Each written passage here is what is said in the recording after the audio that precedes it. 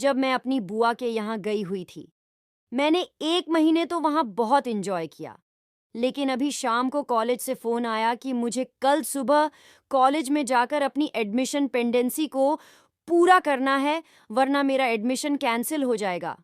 तो मैंने उसी वक़्त पापा को फ़ोन किया, लेकिन उनके पास समय नहीं था मुझे लेने आने के लिए और मेरे पास इतना टाइम भी नहीं था।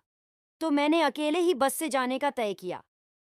मैंने जल्दी से अपने कपड़े पैक किए, अपने कपड़े चेंज किए और फूफा जी के साथ बस स्टैंड के लिए निकल गई।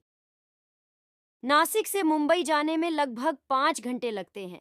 फूफा जी ने मेरे बस का टिकट लिया और हम बस का इंतजार करने लगे। बस आई तो उसमें काफी जगह भीड़ थी। तो फूफा जी बोले, अगली बस से चली जाना। लेकिन अगली बस रात को 12 बजे थी और मैं इतना इंतजार नहीं कर सकती थी। तो मैंने इसी बस में जाने का तय किया और फूफा जी से कहा, थोड़ी देर में जैसे ही जगह होगी तो मैं किसी सीट पर बैठ जाऊंगी। फूफा जी ने भी बोला, ठीक है, और वे मुझे बस में चढ़ाकर घर चले गए। मैं बस की भीड़ में जगह बनाती ही पीछे की साइड जाकर खड़ी हो गई, लेकिन बस में पैर रखने की भी जगह नहीं थी।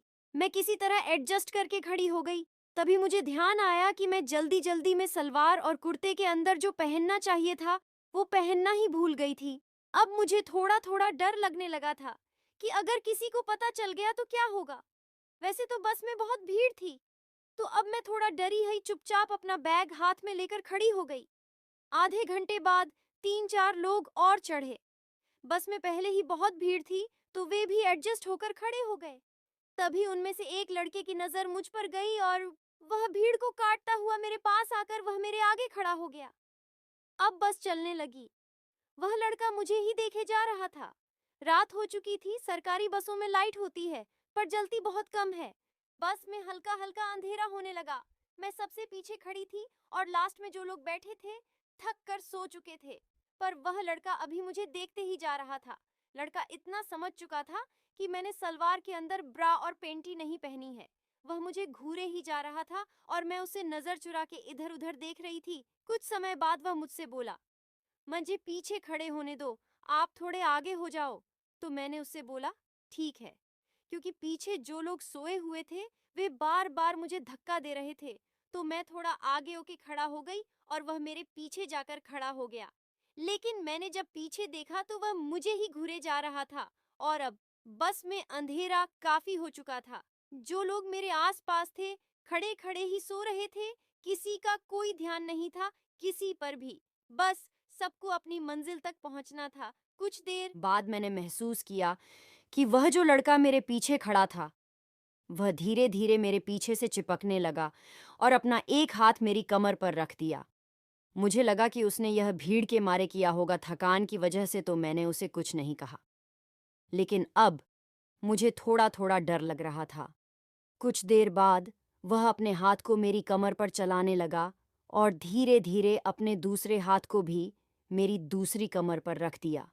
वह, क्योंकि मुझे डर था कि अगर किसी को पता चल गया तो मेरी ही इंसल्ट होगी, तो मैंने चुपचाप खड़े रहना ही सही समझा। इससे उसकी हरकतों को और जोर मिल गया। अब धीरे धीरे वह मेरे पास आने लगा और पीछे से आकर मुझसे चिपक गया। अब वह अपने हाथ को धीरे धीरे ऊपर मेरी छाती की तरफ लाने लगा।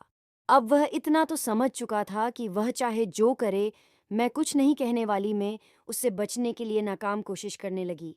तभी उसने मुझे अपनी बाहों में जकड़ लिया और मेरे कान के पास आकर बोला, चुपचाप खड़ी रह। फिर मैं एक सीधी सादी लड़की की तरह चुपचाप खड़ी रही और शायद मेरे साथ वाले को अंदाजा हो गया था कि यहाँ क्या हो रहा है। लेकिन फिर भी वह कुछ नहीं बोला और चुपचाप सोता रहा। उसके बाद मैं उसी तरह उसकी बाहों में रही। फिर पता नहीं कब मेरी आंख लग गई और जब उसने एकदम मुझे जगाया तो मुंबई पहुंच चुके थे हम। वह मुझे जगा के नीचे उतर गया।